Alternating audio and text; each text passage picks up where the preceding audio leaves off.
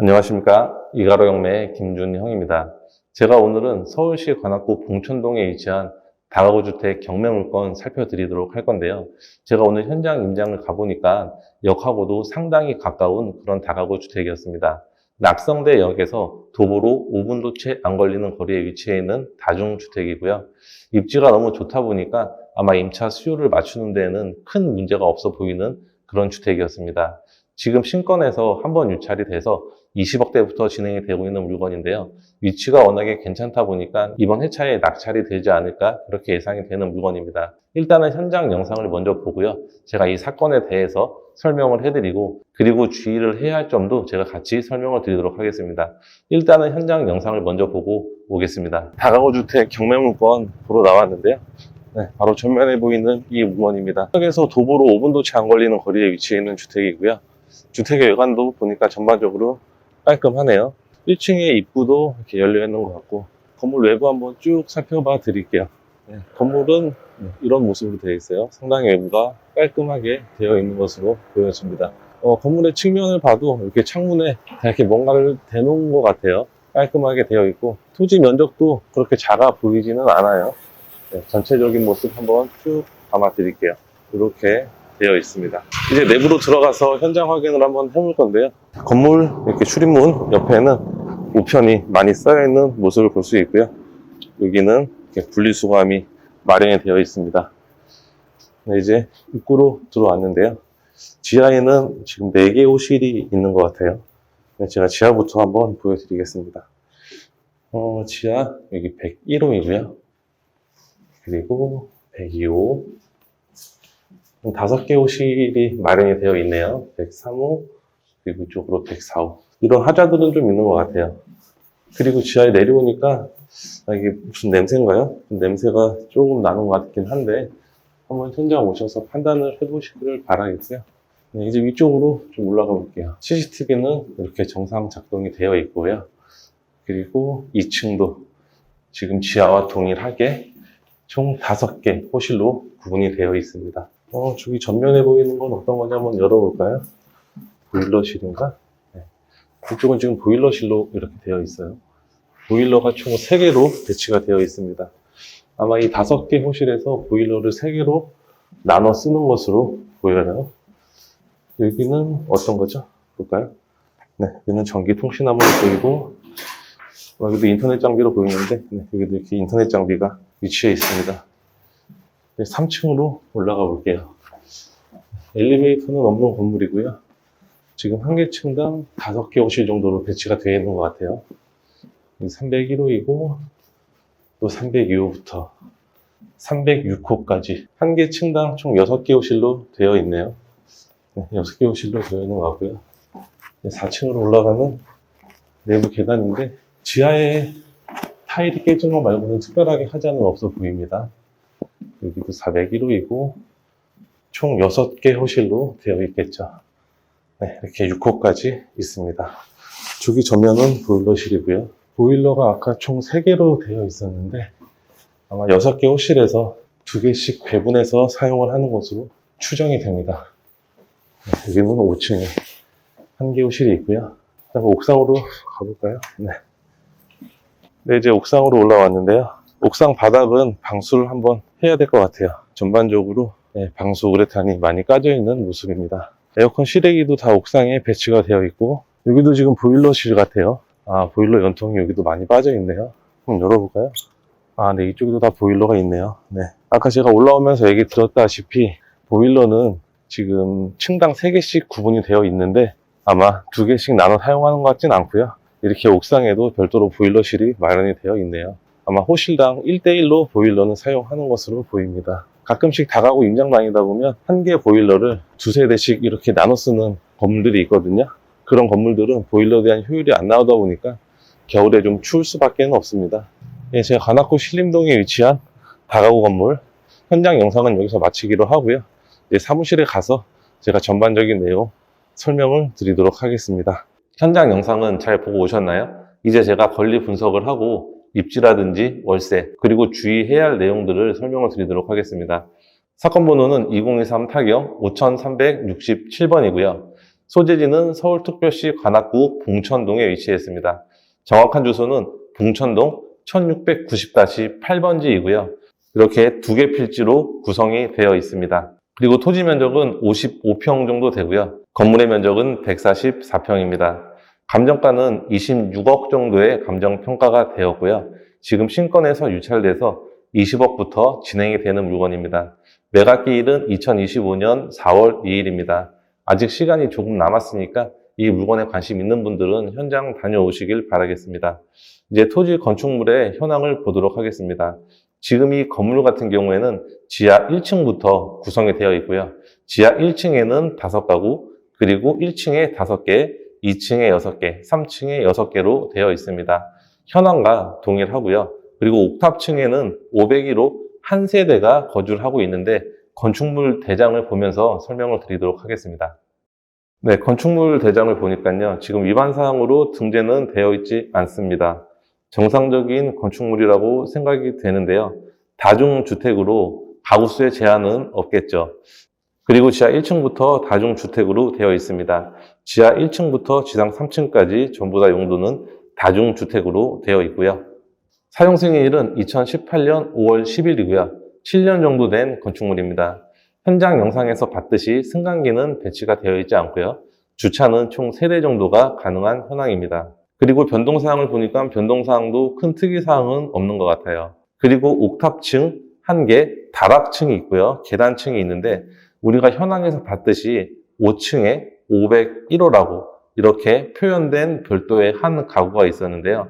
실제로는 4층입니다. 4층. 지하 1층부터 101호로 구성을 해서요.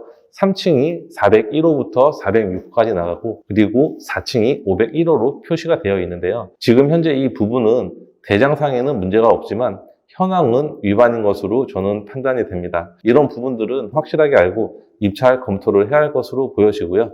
제가 보기에는 5층 501호 같은 경우에는 무단 증축으로 위반 사항에 해당이 된다. 이렇게 판단을 하시면 될 것 같아요. 그리고 그 외에는 특별한 내용은 없습니다.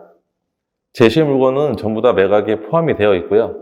제가 보기에는 지금 주택의 일부를 확장한 것을 다 제시 물건으로 표현을 해놨는데 확장형 발코니인 것으로 추정이 됩니다. 이 부분에 대해서도 한 번쯤은 확인을 해보시고 입찰 검토를 하시기를 바라겠고요. 그리고 조금 더 밑으로 쭉 보겠습니다. 이제 임차인 현황을 보니까 말소 기준 권리가 2018년 5월 16일이고요.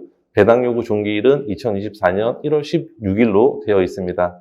이걸 기준으로 해서 임차인들이 대항력이 있는지를 검토를 해보겠습니다. 제가 보기에는 지금 임차인들은 전부 다 말소 기준 권리보다 후순위로 전입을 했기 때문에 전부 다 대항력은 없는 상황으로 보여지고요. 낙찰자는 임차인에 대한 권리를 인수할 부분은 없는 것 같습니다.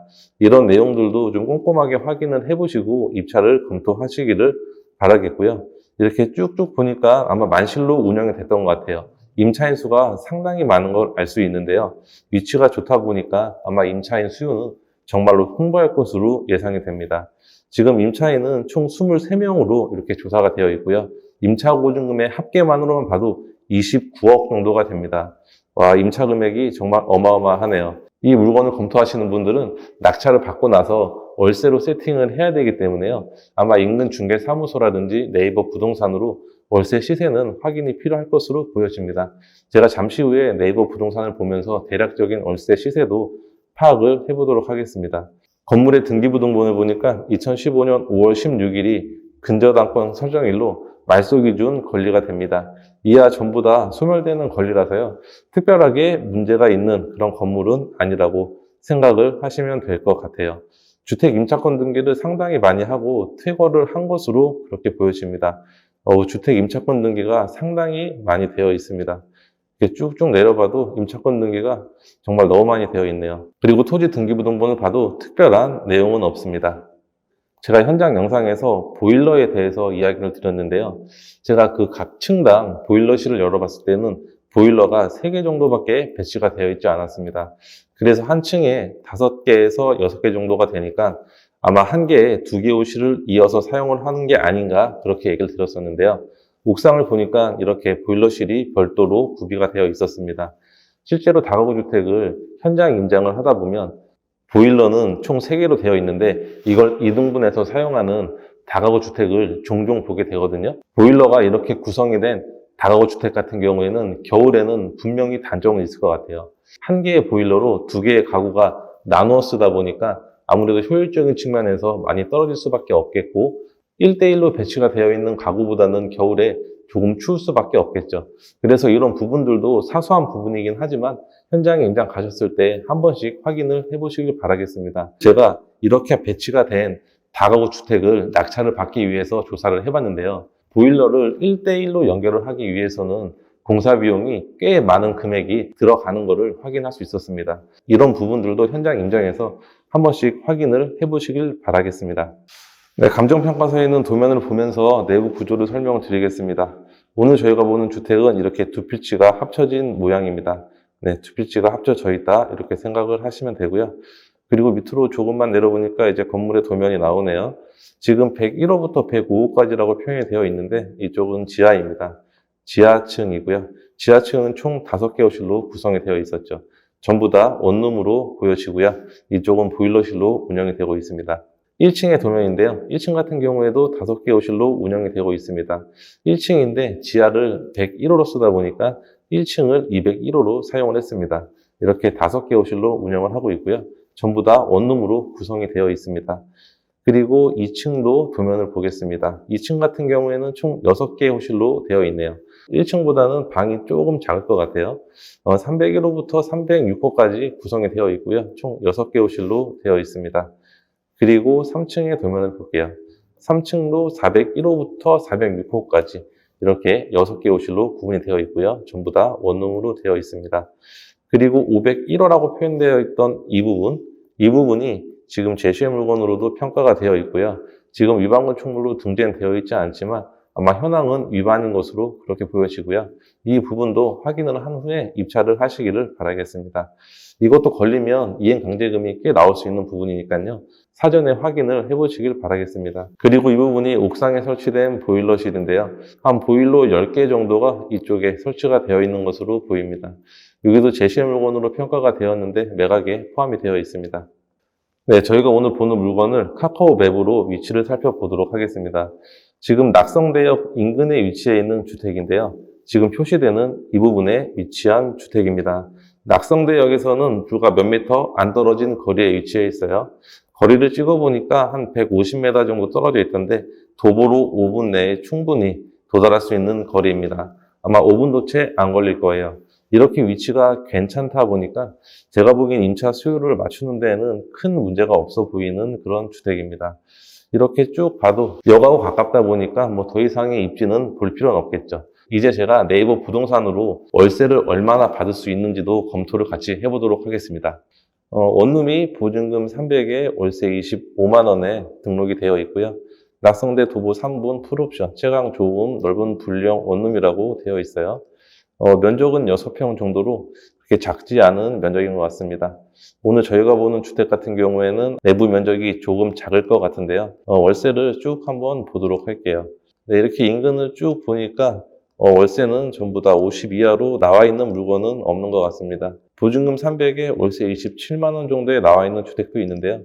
이 주택 같은 경우에는 좀 상당히 노후가 많이 된 것 같아요. 이렇게 사진을 봐도 바닥도 그렇고 벽면도 그렇고 상당히 좀 노후가 많이 된 집으로 보입니다. 그리고 조금만 더 볼게요, 월세를. 이렇게 쭉 보니까 월세는 50만 원 정도는 충분히 받을 수 있을 것으로 그렇게 보여집니다. 네, 보증금 1000에 월세 50만 원. 면적은 5평 정도 되네요. 네, 이렇게 보니까 내부가 전체적으로 이렇게 보입니다. 이렇게 네이버 부동산을 쭉 보니까 월세 같은 경우에는 보증금 500만 원에 월세 50만 원 정도는 받을 수 있을 것으로 보여지고요. 좀 못 받아도 보증금 300에 월세 45만 원 이상은 받을 수 있지 않을까 그렇게 예상이 되는 주택입니다. 지금까지 제가 조사한 내용들은 설명을 드렸고요. 방이 23개다 보니까 월세를 대략 50만 원만 받아도 만실로 운영을 한다면 월 1000만 원 이상 나오는 그런 부동산이다 이렇게 생각을 하시면 될 것 같고요. 이 물건에 관심이 있는 분들은 현장 임장 한번 나가셔서 보시고요. 그리고 인근 부동산에다가도 월세를 얼마나 받을 수 있는지 그리고 매매 시세는 어떻게 되는지 꼼꼼하게 확인해보고 입찰 검토하시길 바라겠습니다. 오늘 영상은 여기서 마치고요. 다음 영상에서 뵙도록 하겠습니다. 감사합니다.